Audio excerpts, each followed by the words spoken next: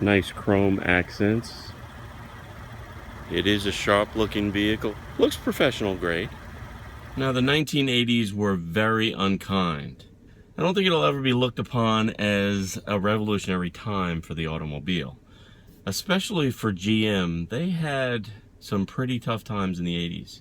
One of the things that they did was they released the same vehicle like over and over under different badges.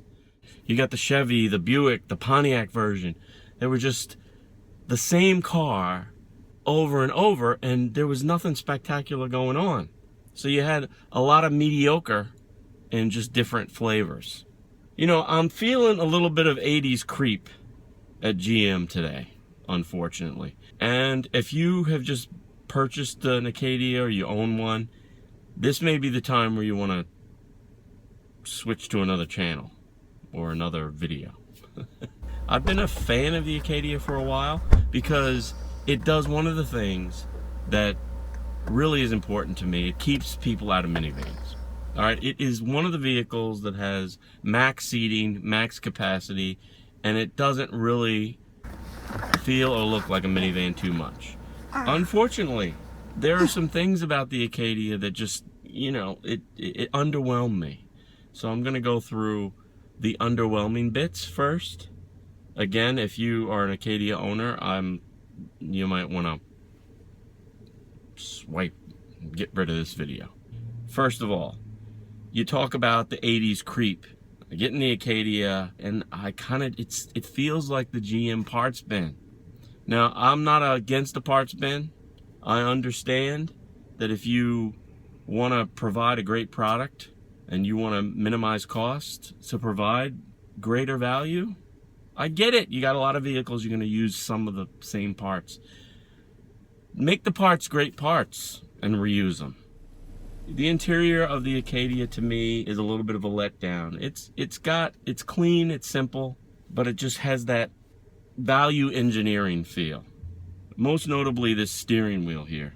The steering wheel has been around for a while, and it's just not a great steering wheel. It's got a skinny feel, hard feel to it. So on a long drive, you know, and cold, when you're dealing with cold, it's just not a comfortable steering wheel, and it looks aged. And that's kind of a recurring theme that I'm getting.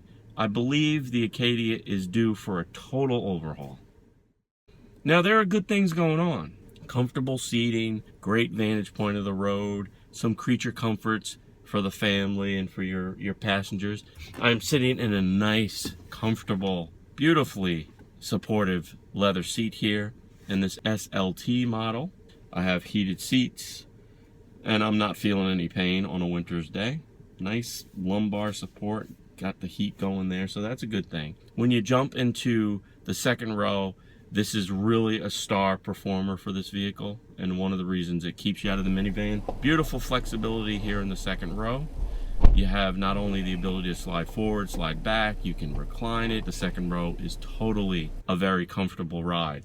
And you've got this aisle to get back to the third row. So if you have little kids, you know how you have a bunch of little kids and they like moving around, talking to different ones? You've got that little aisleway, similar to a minivan, where you can come back and forth. You got a third row that is a bench seat, and it's relatively comfortable.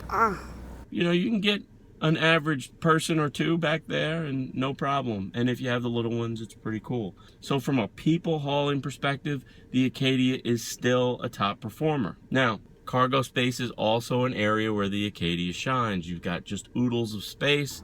The seats fold flat very easily. Again, flexibility is the way to go. All right, now full disclosure, guys, I may be grading the Acadia very hard because I came out of a vehicle just recently that kind of blew me away in terms of a people and stuff hauler. So if you've got kids you want to get around, you're commuting, and you want to avoid the minivan trap, the Dodge Durango was pretty sweet. And I'm going to leave a link in the description box below so you can check out my Dodge Durango review. So getting back to this vehicle, again, I'm going to apologize if you have an Acadia, and if you're still here. Driving dynamics of the Acadia, to me, are a little ho-hum. Now, I'm not going to say it doesn't feel solid and sturdy. In fact, this vehicle has the benefit of all-wheel drive. Makes all the plays. It's just not a invigorating drive. Grading against the Durango, it had a little giddy up and go. It had a growl to it. So although you're sitting in a people hauling box, you still feel like you got some mojo going, and you're not getting it here. Now, while I wouldn't give the Acadia top grades, and it's certainly not my favorite, I do find a lot of value in the flexibility that you have and the overall comfort. And it's something that if you are looking to avoid minivan tripping, you should definitely take a look at it. Put it on the list. I want to thank you, as always, for watching. I hope you Acadia owners that have stayed this far don't hate me. And I hope you're on a lease. Remember, keep pushing! Play all day.